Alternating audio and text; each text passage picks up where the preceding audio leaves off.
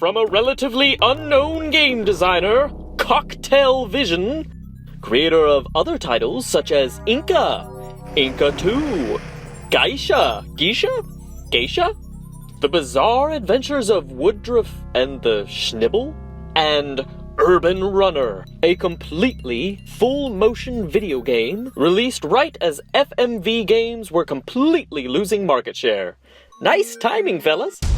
Comes a game so unbelievably, mind-numbingly tedious, I wanted to give up halfway through, and I was using a walkthrough. WEEN, The Prophecy. You play as WEEN, grandson or whatever to this old coot, who's too busy whining about how old he is to actually do anything useful. This means that you have to run through a seemingly unending series of inventory-based puzzles to defeat some bad guy from taking over the world. Here's the depth of the plot. Get 3 magical grains of sand. Put them in this magical hourglass, which will then magically defeat Kral, who magically broke out of his magical prison and is going to do something bad if you don't stop him. Did I mention there was magic involved? Along the way, you'll be aided by this horrifying fruit bat, who eats strawberries, cherries, and other assorted fruits, and breathes fire, poops out gold, and turns people into stone. You'll solve a series of nearly incomprehensible puzzles by inserting random objects into other random objects, combining ingredients to make various potions, and eventually lose every last grain of sanity you have, just trying to make sense of why the developers couldn't just give you a sword, a cauldron, and a pipe in your freaking inventory, instead of making you magically create them from this stupid copper ball and other stupid objects! I mean, seriously, you have to put the copper ball on the ring to make the cauldron, then put the ring back on the cauldron to make the copper ball again, which you can then use on the necklace to make a sword, because that makes sense, which you then have to combine back with the necklace to get the copper ball again, to put on the tiara to make a pipe. This is stupid! You start out in your cabin, where you meet the demon twins Uki and Orbi, who will cause no end of trouble.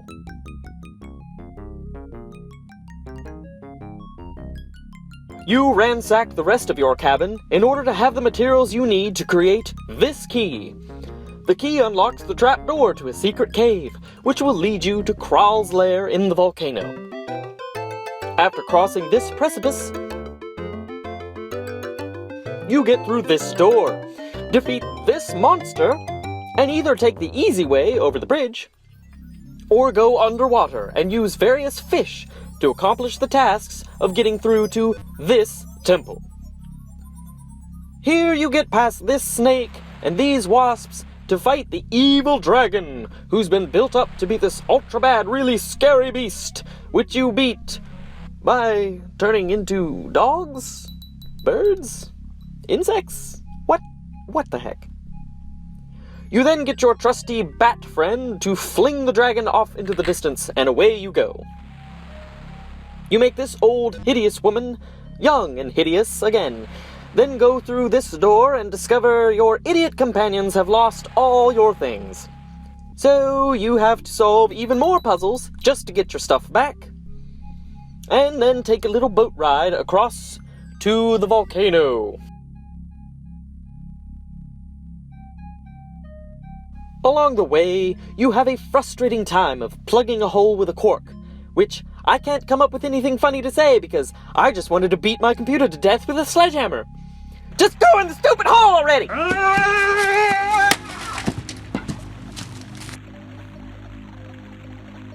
Once on the island, you give this complaining old jackrear everything you dug up on the beach, which included a false eyeball, I bet that felt good covered in sand, fish skeleton, which is apparently a comb, a diamond, a pearl, a gold bar, jewels, and a gold coin, none of which seem to satisfy this old geezer's greed for wealth.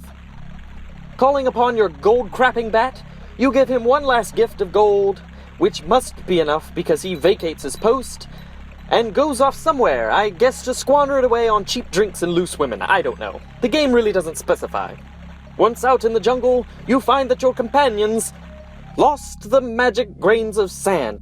You solve even more puzzles, get turned into an ant, and finally recover your sand.